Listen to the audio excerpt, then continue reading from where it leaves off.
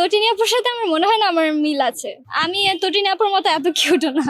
সুযোগ এসেছিল but I am not prepared actually. আমার নায়িকা হওয়ার ইচ্ছা কখনোই ছিল না। আমি একজন অভিনেত্রী হতে চাই। ফার্স্ট অফ অল আমি থ্যাঙ্কস দিব রকুন মামাকে অ্যান্ড মোস্তফা কামাল রাজ ভাইকে আমাকে এত সুন্দর একটা ক্যারেক্টারের সুযোগ করে দেওয়ার জন্য। সো ক্যারেক্টারটা ফার্স্টে যখন আমি করি একটু ভয় পেয়েছিলাম যে এত বড় একটা ক্যারেক্টার, কারণ আমি যেহেতু এই ধরনের ক্যারেক্টারগুলো আগে কখনো প্লে করিনি, ছোট বোন বা ফ্রেন্ডের ক্যারেক্টারগুলোই প্লে করতাম।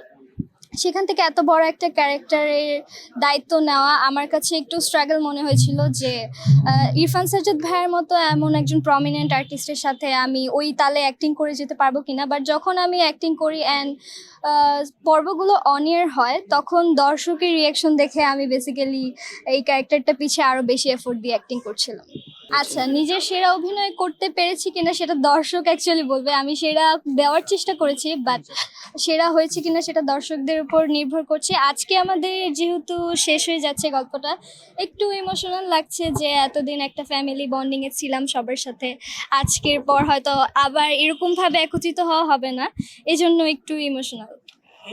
এই সিরিয়ালে বেসিক্যালি সবগুলো আর্টিস্টই খুবই গুণী শিল্পী, তাদের প্রত্যেকের থেকে অনেক কিছু শেখার আছে। আমরা যখনই মানে সেটে যাই বা সেটে গল্প করি তাদের প্রত্যেকটা কথা শুনে আমাদের কিছু শেখার থাকে। এই সিরিয়ালের মাধ্যমে বেসিক্যালি আমাকে সবচেয়ে বেশি অ্যাক্টিংয়ে সাপোর্ট করেছে ফাহাদ ভাইয়া। সে আমার ক্যারেক্টারটাকে ইনভলভ হয়েছে, আমার ক্যারেক্টারটাকে ডেভেলপ করতে আমাকে হেল্প করেছে।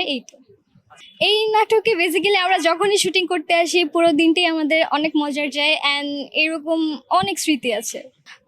শেয়ার করবো বলতে, আমরা যখন এই নাটকের শুটিং সেটে ঢুকি আমরা প্রত্যেকেই আমাদের নাটকের যে ক্যারেক্টারটা ওইটাই হয়ে যাই অ্যান্ড সারাটা দিন আমরা সবাই সবার সাথে ওইভাবেই রিয়াক্ট করতে থাকি।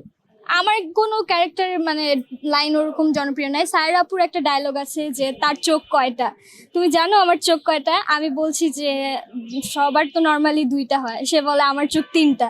এটা খুবই জনপ্রিয় একটা ডায়লগ অ্যান্ড সব জায়গায় কমেন্ট বক্সে আমি এই ডায়লগটা পাই।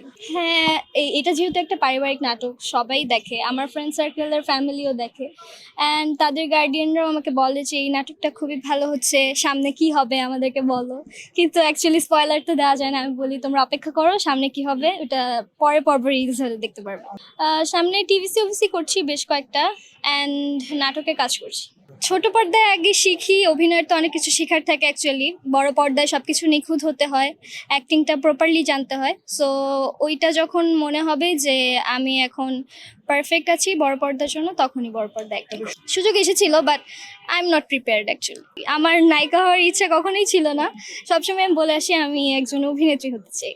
তটিনী আপুর সাথে আমার বেশ কয়েকবার কাজ হয়েছে বাট তটিনী আপুর সাথে আমার মনে হয় না আমার মিল আছে।